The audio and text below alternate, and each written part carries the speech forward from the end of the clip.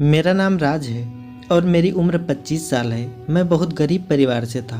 जब से मेरी शादी हुई थी तब से मेरे घर पर गैर लड़कों ने आना जाना शुरू कर दिया था, क्योंकि मेरी पत्नी के पास एक ऐसा पेपर था जिसको भी वो ये पेपर देती थी उसकी नौकरी लग जाती थी। मैं हैरान था क्योंकि मैं एक मिस्त्री था और सारा दिन काम करता रहता था। तो मेरी पत्नी ने मेरी नौकरी क्यों नहीं लगवाई। गुस्से से मैंने अपनी पत्नी को डाइवोर्स देने का सोच लिया। एक रात जब मैंने डाइवोर्स के पेपर अलमारी से निकाले तो उसके पास रखी एक फाइल को देखकर मेरे होश उड़ गए, क्योंकि मेरी बीवी तो बहुत बड़ी। आज मेरी शादी थी और आज मेरा ऐसा ख्वाब पूरा होने जा रहा था जो हर माता पिता अपने बच्चों के लिए देखते हैं। वो लड़की मेरी ज़िंदगी में आने वाली थी जो मेरी दुल्हन बन गई थी। उसे मैंने आज पहली बार देखा था, जिसको मैंने इसके पहले कभी नहीं देखा था, क्योंकि हम गरीबों की ऐसी किस्मत कहाँ जहाँ पहले लड़की दिखाई जाए और फिर हमारी शादी वहाँ पर हो जाए। हम तो किस्मत समझकर खुश हो जाते हैं। मेरी शादी थी, धूमधाम से तो नहीं हुई थी लेकिन अच्छे से हुई थी। पता नहीं वो लड़की कैसी होगी, दिखने में कैसी होगी, ये सारी बातें मेरे दिमाग में चल रही थी। मैं दोस्तों के साथ बाहर बैठा हुआ था। मेरे दोस्त मुझे छेड़ रहे थे कि भाई तेरी तो लॉटरी लग गई, तेरी पत्नी तो बहुत ज़्यादा सुंदर है। मैं मन ही मन में बहुत खुश हो रहा था। क्या वाकई में मेरी पत्नी इतनी हसीन है? क्या वाकई में ये सच है? इतने में माँ ने मुझे आवाज़ दी कि बेटा अब घर आ जाओ, बहू तुम्हारा इंतज़ार कर रही है। मैंने दोस्तों से कहा कि अब तुम लोग अपने घर जाओ और मैं घर के अंदर चला गया। कमरे में मैं जब गया तो वो घूंघट किए बैठी थी। मैं एक एक कदम चलता हुआ उसके पास गया और धड़कते दिल के साथ मैंने आराम से उसका घूंघट उठाया तो वो मुझे किसी हीरोइन से कम नहीं लगी थी। जैसे कि मेरे दोस्त कह रहे थे, उससे 2 गुना ज़्यादा हसीन थी। मैंने कभी सोचा भी नहीं था कि मेरी किस्मत भी इतनी अच्छी हो सकती है। मैं इन्हीं ख्यालों में गुम था कि अचानक मेरी नज़र मेरी पत्नी के हाथों पर पड़ी। उसके हाथ में कुछ पेपर्स थे जिसे देखकर मैं हैरान हो गया कि मेरी पत्नी के हाथ में क्या है। मैंने अपनी पत्नी से पूछा तो वो कहने लगी कि ये वो कागज़ हैं जो मेरी माँ ने मुझे बचपन में दिया था और ये मेरी मरी हुई माँ की आखिरी निशानी है जो मेरे पास है। फिर मैंने बात बदल दी, क्योंकि मैं नहीं चाहता था कि मेरी पत्नी को ये लगे कि मैं सकी किस्म का इंसान हूँ। और वैसे भी ये मेरी शादी की पहली रात थी। हम दोनों ने खाना खाया, ढेर सारी बातें की और फिर सो गए। लेकिन बात मेरे दिमाग में घूमती रही। सुबह हुई तो मैं रोज़ाना के जैसे ही काम पर चला गया, क्योंकि गरीब अगर एक दिन भी काम पर ना जाए तो उसके लिए 2 वक्त की रोटी भी खाना मुश्किल हो जाता है। लेकिन शाम को जैसे ही घर वापस आया तो मुझे घर में अजीब सा माहौल महसूस हुआ। मुझे लगा जैसे कि हमारे घर में बहुत सारे लोग आए थे। पूरे घर में अजीब सी बातें फैली हुई थी। मैंने अपनी पत्नी से पूछा तो उसके चेहरे का रंग उड़ा गया था और वो अटकते हुए कहने लगी कि नहीं नहीं, यहाँ तो कोई भी नहीं आया था। मैंने घर के चारों तरफ अपनी निगाह दौड़ाई, मुझे मेरे माता पिता कहीं नज़र नहीं आ रहे थे। मैंने अपनी पत्नी से पूछा तो वो कहने लगी कि आपके जाने के 2 घंटे के बाद वो दूसरे शहर चले गए थे और मुझे जाते हुए ये कहकर गए हैं कि जब आप काम से आएँ तो आपको बता दूं कि आपकी दादी की तबीयत अचानक ख़राब हो गई है, इसीलिए उनको जाना पड़ा। मैंने हाथ धोए और मेरी पत्नी ने फिर खाना लगाया। खाना खाने के बाद हम लोग सो गए। सोते टाइम भी मेरे दिमाग में यही सब कुछ घूम रहा था, लेकिन मैंने इस बात को अपने दिल पर ज़्यादा सवार होने नहीं दिया, क्योंकि मेरी पत्नी का व्यवहार मेरे साथ बहुत अच्छा था और मैं शक करता भी तो कैसे, मेरे पास तो कोई सबूत भी नहीं था। मैं किस बात पर इल्ज़ाम लगाता कि वो गलत है, ये सोचते सोचते मेरी कब आंख लग गई मुझे पता ही नहीं चला। सुबह हुई और मैं काम पर जाने के लिए घर से निकला तो पास वाली पड़ोसन मुझे अजीब नज़रों से देख रही थी। मुझे सर से पांव तक देखने लगी। उसकी नज़रें ऐसी थी जैसे वो मुझे खा जाने वाली थी। मैंने अपना दिमाग उसकी तरफ से हटाया और इस बात पर ज़्यादा गौर नहीं किया और आगे बढ़ गया। जैसे ही मैं गली में मुड़ा, वहाँ पर मोहल्ले की एक औरत फिर से मुझे अजीब नज़रों से देख रही थी। ये सब मुझे ऐसे देख रहे थे जैसे कि मैंने बहुत बड़ा पाप कर लिया हो। ये सब आखिर ऐसा क्यों कर रही थी? मुझे तो कुछ समझ में नहीं आ रहा था, क्योंकि आज से पहले मेरे साथ ऐसा कभी नहीं हुआ था। मैं अपने कदम बढ़ाता काम पर चला गया। क्योंकि पहले ही काफ़ी देर हो चुकी थी। सारा दिन काम से थका हारा मैं घर आया और बेड पर आकर लेट गया। मेरी बीवी सामने बैठी थी और उसने मेरे आने की खबर ही नहीं थी कि मैं घर आ गया हूँ। वो वही कागज़ हाथ में लिए किसी गहरी सोच में डूबी हुई थी जो शादी की पहली रात उसके हाथ में था। मैंने उसे एक दो आवाज़ें दी, लेकिन मेरी बातों का उसे कोई असर नहीं हुआ। तो मैंने उसके कंधों को पकड़कर झटक दिया और वो एकदम से चौंक कर खड़ी हो गई और कहने लगी कि आप कब आए। उसका चेहरा गम से पूरा डूबा हुआ था और वो मुझे देख रही थी जैसे उसने मुझे पहली बार देखा हो। दोनों कंधों से पकड़कर मैंने उसको चारपाई पर बिठाया और पूछा कि क्या कोई परेशानी है, मुझे बताओ। पहले तो वो 10 मिनट खामोश रही, फिर कहने लगी कि मुझे मेरी माँ की बहुत याद आ रही है, क्योंकि ये कागज़ मुझे मेरी माँ ने ही दिलाया था। और अभी ये सब बातें कर ही रहे थे कि अचानक पड़ोसन हमारे घर पर आ गई। उनका क्या कहना, वो तो पूरे मोहल्ले की खबर रखती थी और पड़ोसन मेरी पत्नी को अजीब नज़रों से देखती रही। फिर अचानक वो मुझसे कहने लगी कि बेटा, जवान पत्नी को अकेला घर पर छोड़कर काम पर चले जाते हो, जरा ख्याल करा करो। तुम्हारे माता पिता भी नहीं हैं और तुम काम पर चले जाते हो। पीछे पत्नी क्या कर रही है, तुम्हें इस बात की खबर रखनी चाहिए। और वैसे भी अगर मैं कुछ कहता तो बदनामी मेरी पत्नी की ही होती। 2-4 बातें करके वो उठकर चली गई। उनके जाते ही मेरी पत्नी कमरे से बाहर आकर मेरे पास बैठ गई। उसने मुझे खाना दिया। मैंने खाना खाया और चारपाई पर लेट गया। पहले मोहल्ले वाली औरतों का मुझे अजीब नज़रों से देखना, फिर उनकी ऐसी बातें मुझे शक में डालती जा रही थी। क्या सच में मेरी पत्नी सही लड़की नहीं थी कि जब मैं घर पर नहीं होता तो वो घर में लड़कों को बुलाती और सुबह उठकर मैं बिना खाए पिए काम पर चला गया, क्योंकि मेरा दिल कुछ भी खाने को नहीं कर रहा था। वो कहते हैं ना, जब इंसान को दिमागी सुकून ना हो तो उनका सब कुछ खाने पीने को दिल भी नहीं करता। आधा दिन मैं काम सही करता रहा, लेकिन भूख की वजह से मेरी तबीयत खराब होती जा रही थी और अचानक मैं बेहोश हो गया। तो मुझे काम से छुट्टी मिल गई और मैं घर वापस आ गया। जैसे ही मैं घर के बाहर पहुंचा तो जो देखा तो उसे देखकर मैं हैरान रह गया कि इतने लड़के मेरे घर में क्या कर रहे हैं। वो बारी बारी अंदर जा रहे थे। एक लड़का अंदर जाता और तकरीबन आधे घंटे बाद वापस आता, लेकिन जब वो बाहर आता तो उसके चेहरे पर एक अजीब सी चमक होती और वो बहुत खुश होता। मेरी समझ में ये नहीं आ रहा था कि आखिर ये सब हो क्या रहा है। मेरे सर पर आसमान टूट पड़ा था। मैं लड़कों से पूछने लगा तो वो कह देते कि अंदर जिस लड़की के पास जा रहे हैं वो मेरी ही पत्नी है। मैं घर के बाहर खड़ा सब नज़ारा देख रहा था। अब सब लड़के जा चुके थे, लेकिन आने वाले 2 लड़कों की बातें सुनकर तो मेरे पैरों तले ज़मीन ही निकल गई। मैं सोच भी नहीं सकता था कि मेरी पत्नी मेरे बारे में मुझसे झूठ बोलकर क्या मिलेगा। वो मुझे जानते तक नहीं थे। 3 घंटे बाद सब चले गए। दिल तो कर रहा था कि अभी जाकर अपनी पत्नी के गाल पर जोरदार थप्पड़ मारूं और उससे पूछूं कि मेरी मोहब्बत में क्या कमी रह गई थी कि तुमने ऐसा काम किया और मेरे जाने के बाद तुम ये सब क्यों करती हो। लेकिन मैं ऐसा भी तो नहीं कर सकता था, क्योंकि मेरी अभी नई नई शादी हुई थी। सारे मोहल्ले वाले क्या सोचते कि मैं अपनी पत्नी से क्यों झगड़ा कर रहा हूँ। मैं चुपचाप घर जाकर चारपाई पर बैठ गया। मेरे दिल में हजारों सवाल उठ रहे थे, लेकिन उनका जवाब मैं कैसे अपनी पत्नी से पूछ सकता था। अगर मैं अपनी पत्नी से ये कहता कि तुम मेरे घर से जाने के बाद गलत काम करती हो, मेरे पीठ पीछे ऐसी घटिया हरकत करती हो, तो वो मुझे छोड़कर चली जाती। मैं इन्हीं सोचों में बैठा था कि तभी पत्नी की आवाज़ आई कि सुनिए, पानी तो पी लीजिए, कब से खड़ी हूँ। मैंने पानी का गिलास पकड़ा और पानी पीकर लेट गया। पत्नी मेरे पास बैठ गई और मेरे माथे पर अपना हाथ रख लिया और कहने लगी कि कहीं आपको बुखार तो नहीं है, आपकी तबीयत खराब लग रही है।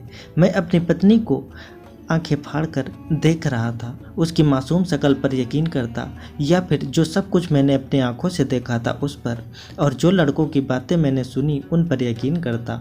मेरी पत्नी मेरे लिए खाना लेकर आई और मुझे प्यार से कहने लगी, देखिए आज मैंने लौकी बनाई है, आपको बहुत पसंद है ना।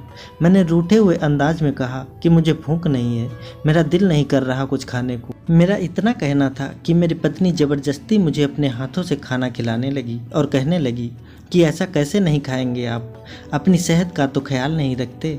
सारा दिन आप काम करते हैं और फिर खाना नहीं खाएंगे तो बीमार हो जाएंगे। वो अपने हाथों से मुझे खाना खिला रही थी और मैं उसके चेहरे की तरफ गौर से देख रहा था। मुझे यकीन ही नहीं आ रहा था। मैंने कभी सोचा भी नहीं था कि वो इतनी झूठी औरत भी हो सकती है। मेरे सामने कुछ और होती है और मेरे पीठ पीछे कुछ और होती है, लेकिन उसके चेहरे की मासूमियत देखकर मेरा दिल नहीं मानता था कि मेरी पत्नी ऐसा काम करेगी। मैंने अपनी पत्नी के हाथों खाना तो खा लिया, लेकिन मुझे यकीन नहीं हो रहा था। मेरा दिल नहीं मान रहा था। मेरे दिल में कहीं ना कहीं शक की चिंगारी जली हुई थी। मैं दिमाग में प्लान बनाने लगा कि कैसे अपनी पत्नी को रंगे हाथों पकड़ा जाए, कैसे अपनी पत्नी का पर्दाफाश करूं। मेरे दिमाग में एक आइडिया आया कि मैं सुबह काम पर नहीं जाऊंगा, सारा दिन घर पर रहूंगा और देखूंगा कि वो लड़के मेरे घर में आते हैं या नहीं। सुबह हुई तो मैं जानबूझकर लेटा रहा। मेरी पत्नी उठी, नहाई धोई और फिर पूजा करने लगी। उसका पूजा करते देखकर मैं सोचने लगा कि वो इतनी अच्छी लड़की है, व्रत रखती है, पूजा करती है, तो वो ऐसा काम क्यों करेगी। लेकिन मेरी आंखों ने जो देखा था वो भी तो झूठ नहीं था।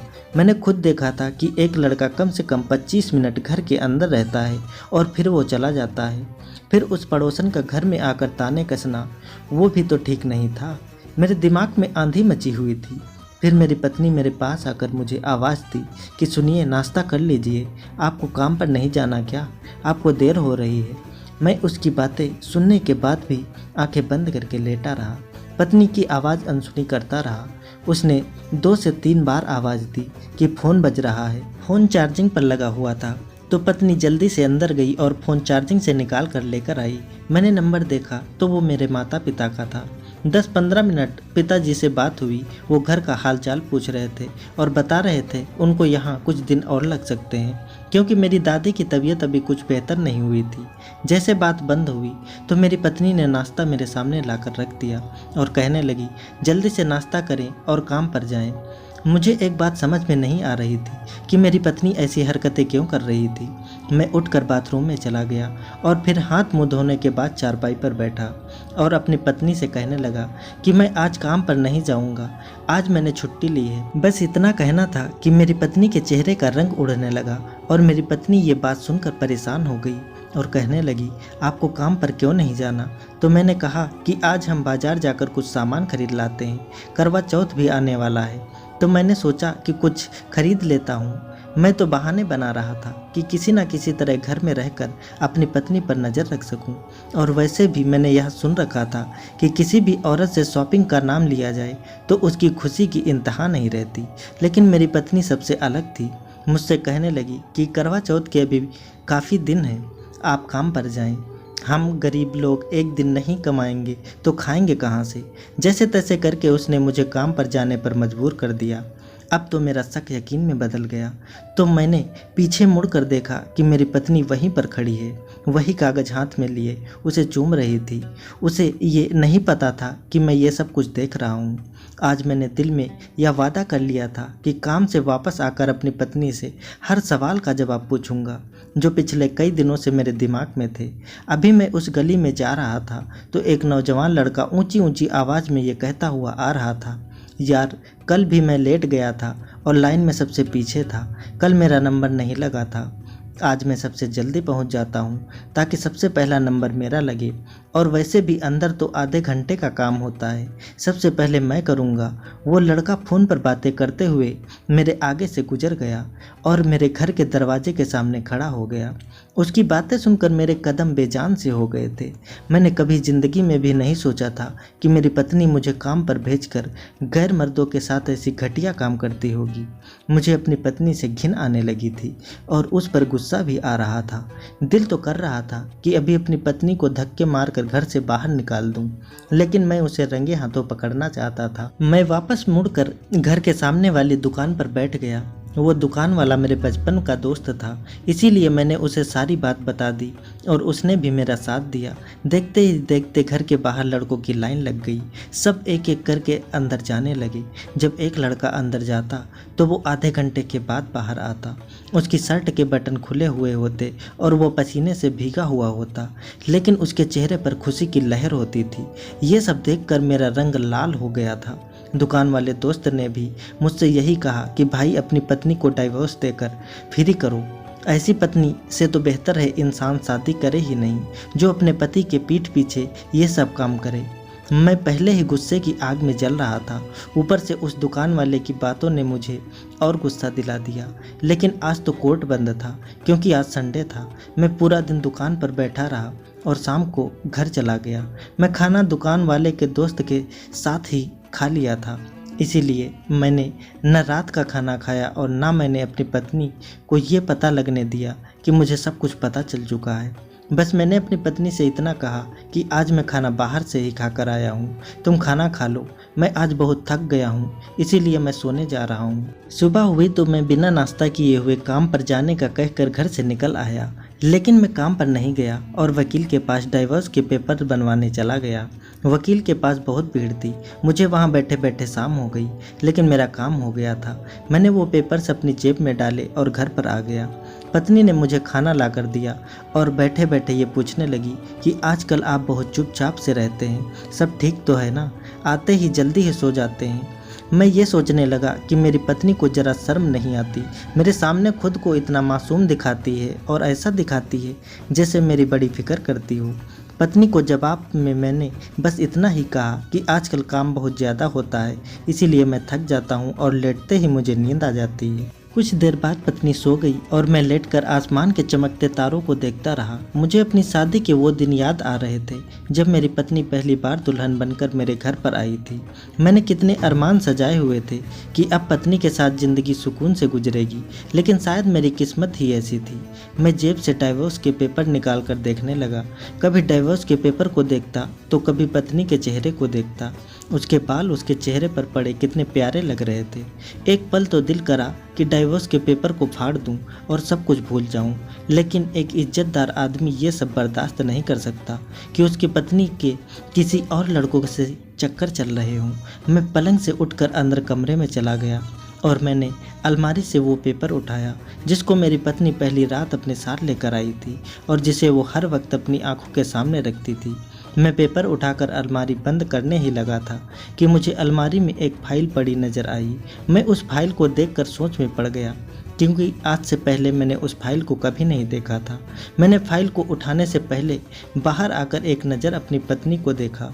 कहीं वो जग तो नहीं गई, लेकिन वो सोई हुई थी। मैं वापस कमरे में गया और वो फाइल कमरे से निकाल कर उसके ऊपर डाइवोर्स के पेपर रख दिए। तभी मेरे दिल में ख्याल आया कि एक बार इस फाइल को खोल कर देखूं तो कि इस फाइल के अंदर ऐसा क्या है। फाइल खोल कर देखी तो मेरी आंखें फटी की फटी रह गई। मुझे यकीन नहीं आ रहा था जो मैं देख रहा हूँ वो सब सच है या फिर झूठ। मेरी पत्नी ऐसा काम कर सकती है, ये मेरे दिमाग में भी नहीं था। जैसे मैं उस फाइल को पढ़ता जा रहा था मेरे होश उड़ते जा रहे थे। मेरी पत्नी की सच्चाई ये होगी, मैंने ज़िंदगी में कभी भी नहीं सोचा था। उस फाइल पर एक एड्रेस लिखा था, मैंने वो पता नोट कर लिया और फाइल वही अलमारी में रख दी ताकि पत्नी को शक ना हो। अपनी पत्नी का नया सच मेरे सामने आया था, ये पहले वाले से भी ज़्यादा खतरनाक था। अब मुझे सुबह होने का इंतज़ार था कि कब सूरज की पहली किरण निकले। सारी रात मैं इन्हीं सोचों में गुम रहा और कब सुबह पक्षियों की आवाज़ मेरे कानों में पड़ी पता ही नहीं चला। मैं पत्नी के उठने से पहले हाथ मुँह धोकर घर से निकल गया। मैंने कई रिक्शा वालों से ये एड्रेस दिखाया तो उनकी समझ में नहीं आया। एक रिक्शा में बैठे एक बूढ़े आदमी से पूछा, जिसे देखकर वो कहने लगा, बेटा मुझे पता है ये कहाँ पर है और मैं अभी अभी इसी पते से होकर आया हूँ। मेरा बेटा इस जगह पर नौकरी करता है। उन्होंने मुझे वहाँ तक जाने का रास्ता बताया और मैं पूछता हुआ वहाँ तक पहुँच गया। मेरे सामने कोई घर नहीं था, बल्कि ये तो एक बहुत बड़ी फैक्ट्री थी। बल्कि मुझे ये देखकर बहुत हैरत हुई और मेरी पत्नी का नाम लिखा हुआ था। फिर मैंने सोचा कि मेरी पत्नी के नाम की तो हजारों औरतें होंगी, लेकिन उस नाम के साथ मेरी पत्नी की तस्वीर भी लगी हुई थी। मैं अंदर चला गया। सामने एक ऑफिस था। मैंने सोचा अंदर जाकर पता करता हूँ। जैसे ही मैं अंदर कदम रखा तो कमरे की दीवारों को देखकर मेरा रंग उड़ गया। हर दीवार पर मेरी पत्नी की तस्वीर लगी हुई थी। एक कमरे में बड़ी कुर्सी जो खाली थी, लेकिन उसकी बराबर वाली कुर्सी पर एक लड़की बैठी हुई थी जो मुझे देखकर हैरत में हुई और मुझसे पूछने लगी, आप कौन हैं और आपको किससे मिलना है। मैंने उस लड़की से दीवार पर लगी उन तस्वीरों का पूछा तो वो कहने लगी कि ये हमारी मालकिन की तस्वीरें हैं, जो इस फैक्ट्री की मालिक है। मुझे अपने कानों पर यकीन नहीं हो रहा था। ये लड़की जो कह रही है क्या वो सच है? और अगर सच था तो उसने मुझ जैसे मजदूर से शादी क्यों की थी? ये क्या हो रहा था मेरे साथ? मैं सच तक पहुंचने की कोशिश करता था तो एक नया राज मेरे सामने आ जाता था। मैं वहां से फौरन अपने घर वापस आ गया। घर पहुंचकर मैंने अपनी पत्नी को सारी कहानी बताई और उससे उन सब के बारे में पूछा तो वो मेरी तरफ मुस्कुराकर कहने लगी, मैं एक अमीर बाप की इकलौती बेटी थी। मेरे पापा की सारी दौलत मेरे नाम थी। मैं अमीरी की ज़िंदगी से तंग आ चुकी थी। मेरा ख्वाब था कि मेरी शादी एक गरीब आदमी से हो जो इज्जत देना जानता हो, क्योंकि मेरे पास पैसे की कमी नहीं थी। इसीलिए मैंने आपसे शादी की और ये राज आपको आज तक नहीं बताया कि मेरी असल हकीकत क्या है। असल में जो हमारे घर के बाहर लड़कों की लाइन लगी होती थी वो दरअसल नौकरी के लिए आते थे और उनका एक एक करके इंटरव्यू लेती थी और उनके कागज़ पर साइन करती थी। वो सब लड़के मेरी सेक्रेटरी को वो कागज़ दिखा देते और उनको वहाँ पर नौकरी मिल जाती थी। और जो मुझे कम समझदार लगते थे मैं उन्हें दोबारा तैयारी करके आने को कहती थी। अगर आपके सामने मैं ये सब कुछ करती तो आप मुझसे इसकी वजह पूछते, इसीलिए मैंने ये सब कुछ छुपकर किया। पत्नी की बातें सुनकर मुझे सुकून होने लगा था कि मेरी पत्नी इतनी मासूम, इतनी दयालु दिल की थी और मैं उस पर बेवजह शक करता रहा।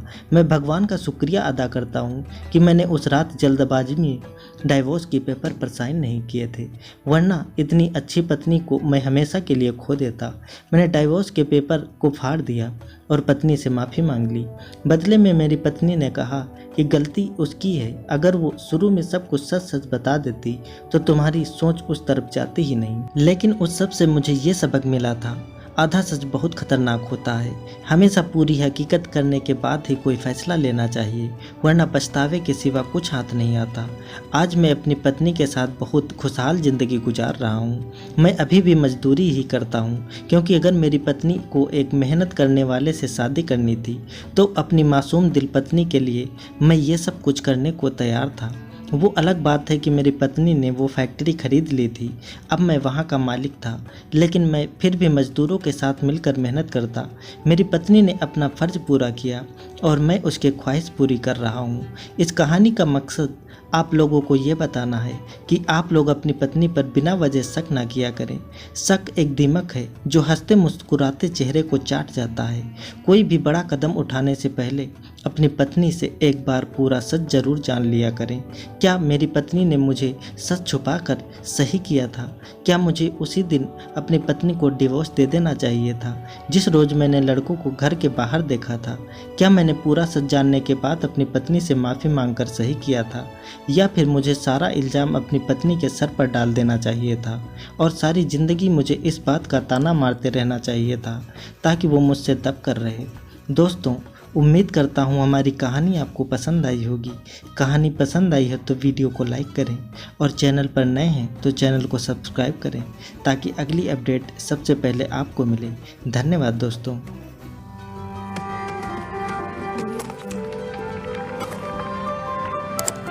Subscribe now and press the bell icon.